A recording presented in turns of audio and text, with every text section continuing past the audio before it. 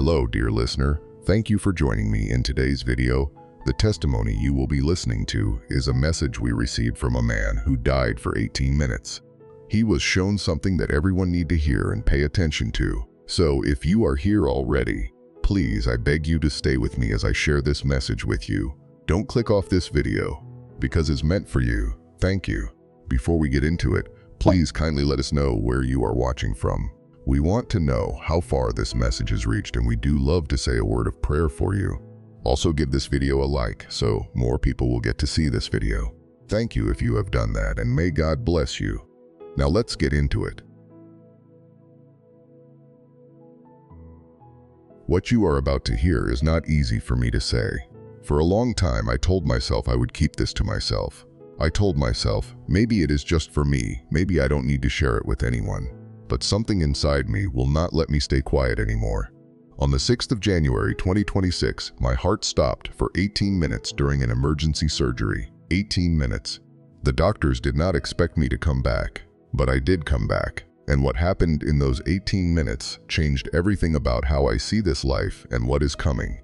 I was taken somewhere far beyond this world. I was shown things about how people will slowly, quietly accept a system that will ask for their trust and their dependence, little by little, until many will not even notice what they have given away. But I need you to hear me clearly before I go any further. I am not here to scare you.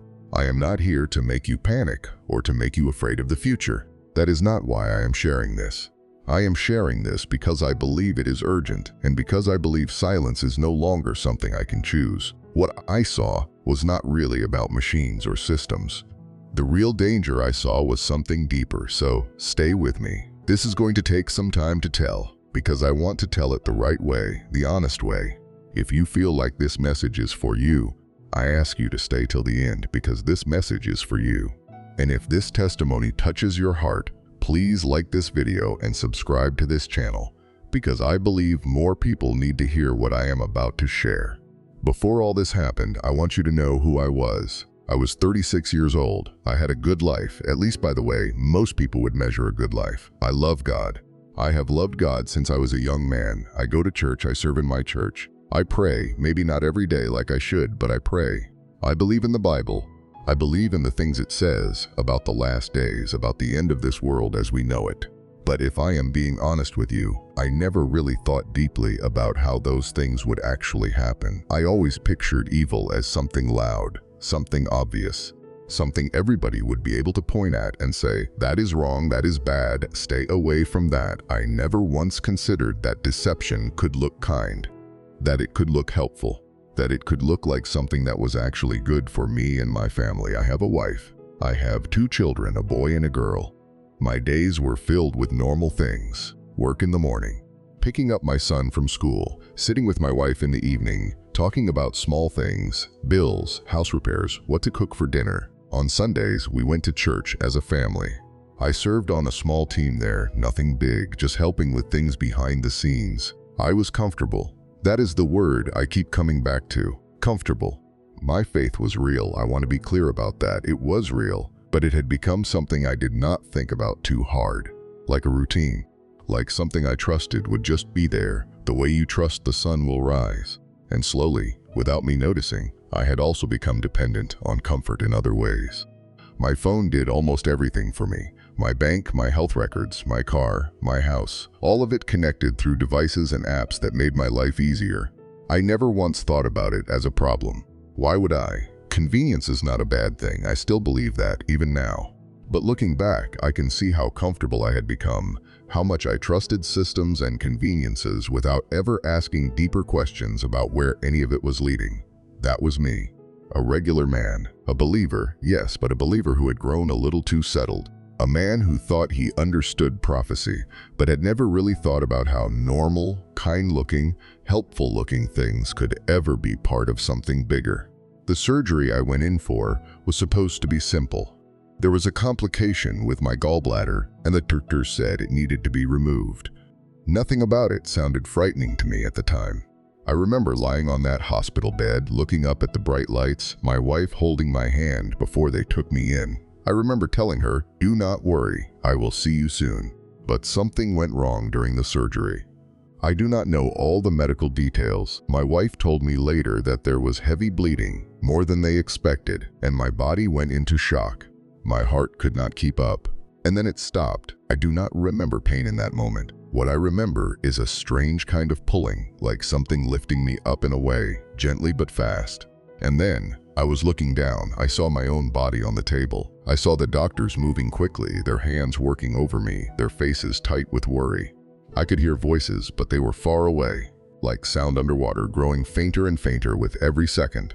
At first, there was confusion, a lot of confusion. I did not understand what was happening to me. Am I dreaming? I asked myself.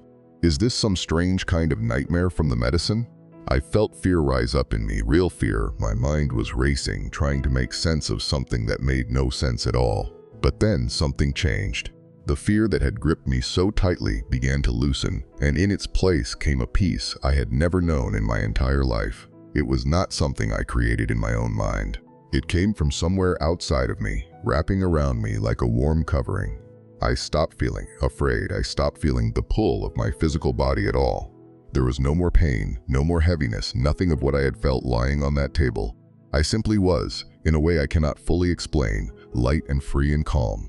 It was then that I noticed I was not alone. Beside me stood a figure, tall, made of what looked like pure light, though I could somehow tell it had a form, a presence. I understood, without being told in words, that this was an angel. I did not feel afraid of him. If anything, being near him made the peace I already felt grow even deeper.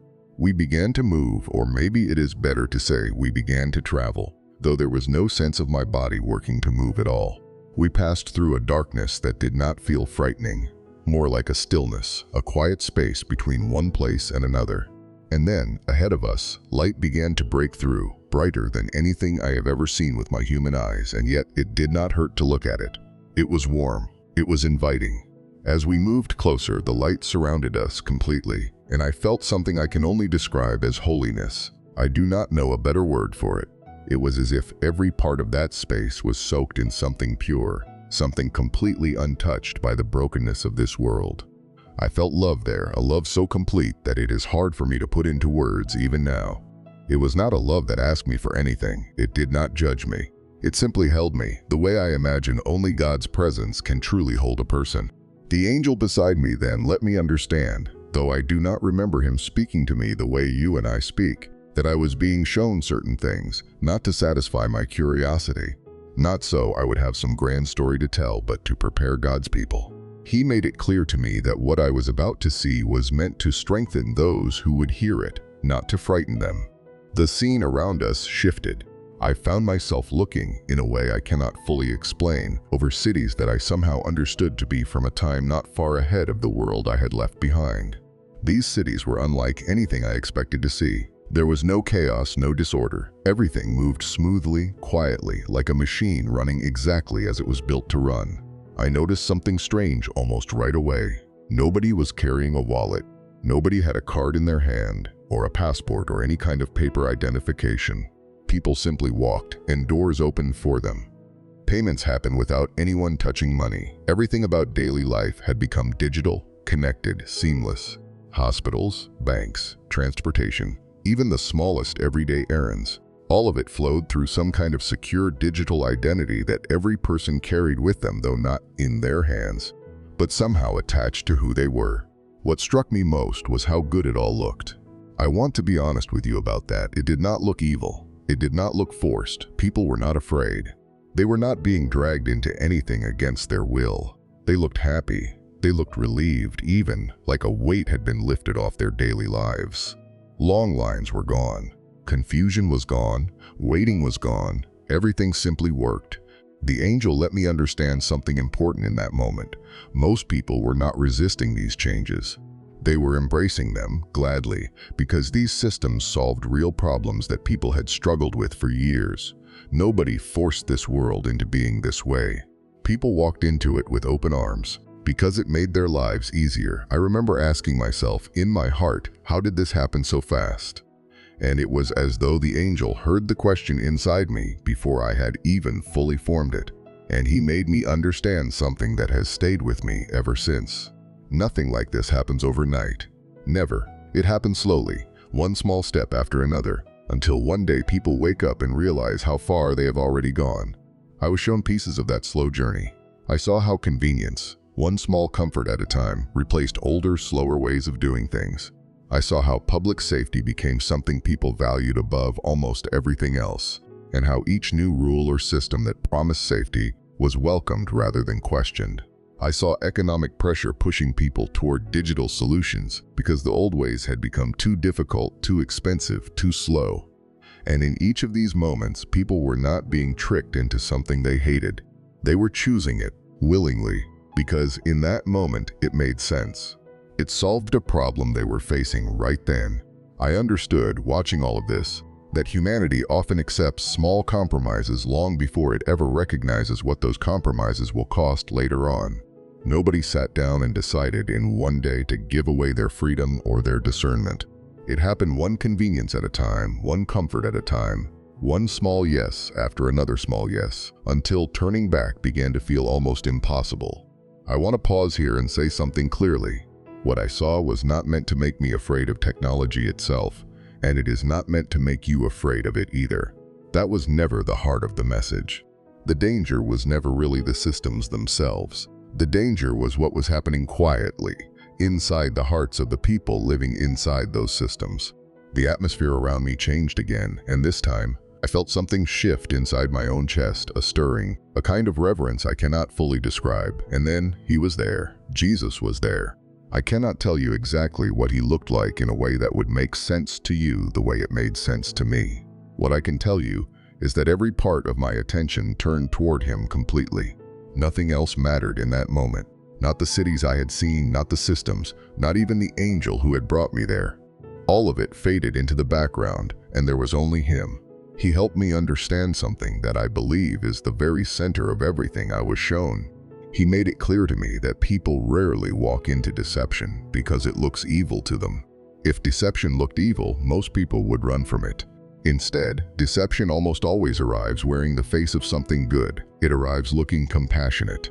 It arrives promising unity, promising peace between people who used to be divided. It arrives promising safety for our families. It arrives promising to solve the very real problems that keep people awake at night. Problems like hunger, sickness, poverty, fear. I felt something break open inside me in that moment, like a truth I had never fully grasped before was finally settling into my heart. Deception does not usually knock on the door wearing a mask that says danger. It knocks on the door looking like a friend, offering exactly what a tired, struggling heart wants to hear. This was the moment everything shifted for me. I realized that I had spent years believing I would easily recognize evil if I ever came face to face with it. But now I understood how wrong that thinking was. Spiritual deception rarely begins with rebellion. It begins with good intentions, and it grows from there, quietly, patiently, until a person's heart has drifted further than they ever meant to go.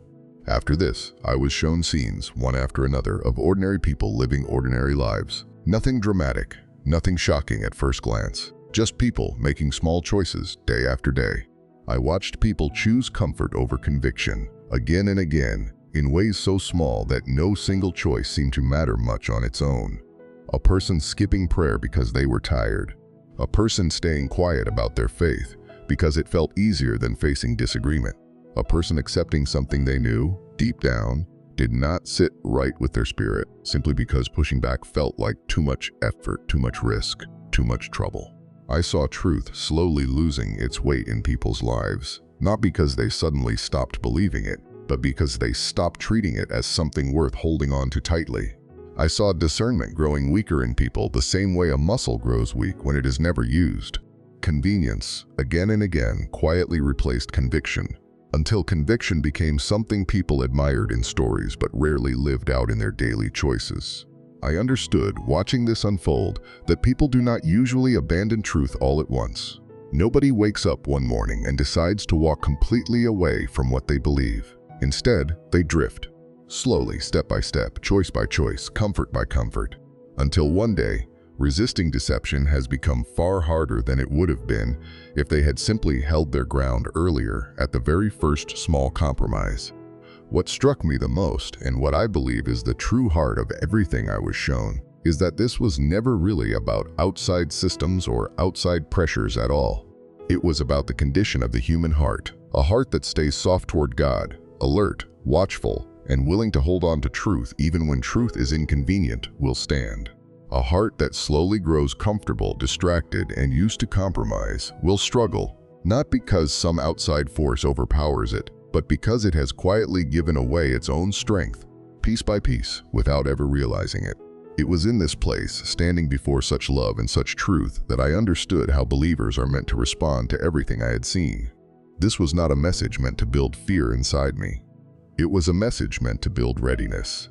I understood that staying grounded in Scripture matters more than I had ever given it credit for. Not just reading it occasionally, not just knowing familiar verses, but truly living inside it, letting it shape how I see everything around me. I understood that discernment is something that must be built, day by day, like a muscle trained through use, not something that simply appears the moment it is needed. I understood how important real fellowship with other believers truly is, not just attending a service on a Sunday, but real, honest connection with people who will speak truth to me even when it is uncomfortable to hear. I understood that prayer is not a small optional habit, but something that keeps a person's spirit alert and sensitive to what is true and what is not. I understood that trusting God during uncertain times is not simply a nice phrase for difficult seasons. It is the very foundation a person needs to stand on when everything around them feels like it is shifting. And I understood, more clearly than I have ever understood anything, that eternal faithfulness to Christ matters more than any kind of temporary security this world could ever offer me. In that moment, I realized that spiritual preparation is not about trying to figure out exactly what will happen in the future, or when, or how. It is about the daily condition of a person's own heart. That is what truly matters, not knowing every detail of what is coming, but being ready, in spirit, no matter what comes. I was then shown a kind of contrast, one I will never forget as long as I live. On one side, I saw everything this world offers as security, financial stability, comfortable homes, systems designed to make life easier and safer. On the other side, I saw something else entirely, something that did not fade, did not shift, did not depend on outside circumstances at all. I understood, with a clarity I had never had before, that financial stability is temporary. It can be here today and gone tomorrow, no matter how carefully a person builds it. I understood that human systems, no matter how advanced or well-designed, are temporary too. They rise, they change, they eventually pass away. I understood that comfort itself, the kind I had leaned on so much in my life without even realizing it, is temporary as well. But loyalty to Christ, faithfulness to Him, that is something eternal.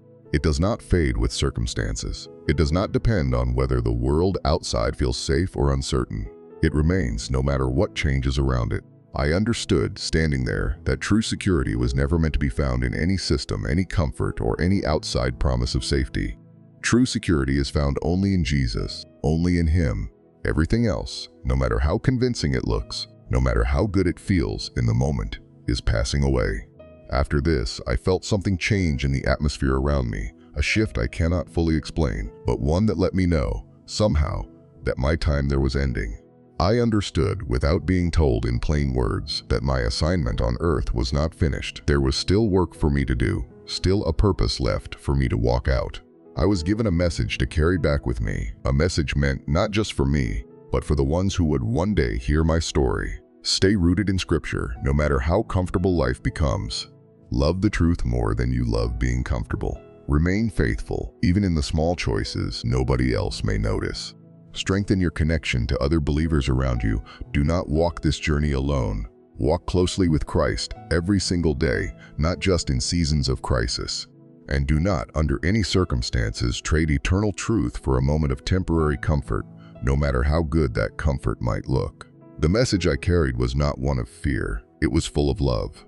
It was full of hope, but it was also urgent in a way I could feel deep inside my chest, urgent in a way that told me this was not something I could simply keep to myself. And then, suddenly, without any warning, I felt myself being pulled, fast, hard, like something reaching down and drawing me back through the same darkness I had passed through before, except now it felt sharp, urgent, almost violent, compared to the peace I had just come from. The next thing I remember is pain, real physical pain rushing back into my body all at once. I remember gasping, my chest burning, voices around me suddenly loud and clear again, no longer far away or muffled. I remember a nurse's face right above mine, wide-eyed, saying something to someone else in the room, her voice full of shock. I remember tears, my own tears, running down my face before I even understood why I was crying. It was abrupt, it was overwhelming. One moment I was standing in the presence of something so holy, so full of peace, and the next, I was back inside a body that felt heavy, foreign, and full of pain. I will never forget how sharp that return felt, how much I wanted, for just a moment, to go back to where I had been. My life has not been the same since that day, not in one single part of it. My love for Jesus has grown in ways I cannot fully put into words. Where before I read scripture out of habit, now I find myself hungry for it, searching it, sitting with it longer than I ever used to. I have become far more careful about discernment in my everyday life. I no longer brush off small compromises the way I used to. I pay attention now closely to the small choices I make, because I understand now how much those small choices matter over time. My commitment to fellowship with other believers has deepened as well. I reach out more, I stay connected more. I no longer see it as optional, the way I once quietly did without even realizing it. I depend less on the comfort of this world than I ever did before. Not because I reject good things, but because I no longer place my trust in them the way I used to. And because of that, I find that I fear the future far less than I once did. I am not afraid of what is coming. I trust Christ completely, more completely than I ever have in my entire life. As I close out this testimony, I want to leave you with the same truth that was placed so deeply in my heart during those 18 minutes. The greatest danger this man saw was never the technology itself, and it was never any single system or advancement in this world. The greatest danger was allowing convenience, comfort, or fear to slowly, quietly replace loyalty to God's truth, one small choice at a time, until a heart drifts further than it ever meant to go. True readiness does not come from knowing every detail of what is coming. It comes from a heart that is fully devoted to Jesus Christ, today, right now, in the small choices nobody else is watching. So before you go, I want to leave you with a question to sit with. Not to answer quickly, but to really sit with. If comfort and truth stood in front of you tomorrow, asking you to choose between them, which one would your daily habits already be preparing you to pick? Let me know your thought in the comments. Thank you for watching, and I believe you have been blessed by this testimony. What I want you to know is that testimonies like this one are ways we know what is ahead of us, so I encourage you to sit with this and be sensitive about what is happening around us.